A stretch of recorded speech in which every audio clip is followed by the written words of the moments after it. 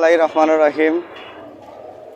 এই সারা বাংলাদেশে যে তাপদাহের জন্য আমরা গোবিন্দগঞ্জ উপজেলায় গোবিন্দগঞ্জ চার মাথায় পুলিশ বক্সের পাশে আমরা তৃষ্ণার্ত পথচারীদের মাঝে ঠান্ডা পানি বিতরণ করেছি গত 2 দিন থেকে।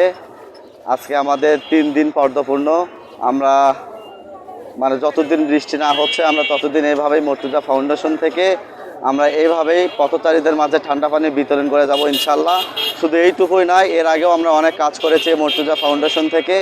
এই মর্তুজা ফাউন্ডেশন থেকে আমরা রমজানের ভিতর একটা এতিমখানায় ও মাদ্রাসায় আমরা একটা ফ্রিজ দিয়েছি। ওই এতিমখানায় ওই সাধারণ শিক্ষার্থীদের যারা ছাত্র ছিলেন তাদের জন্য তারা বলেছিলেন যে এই এতিমখানায় যদি খাবার সংরক্ষণ করে খাওয়া যেত তাহলে তাদের জন্য খুব ভালো হতো। ওই জন্য আমরা তাদের একটা ফ্রিজ দিয়েছি।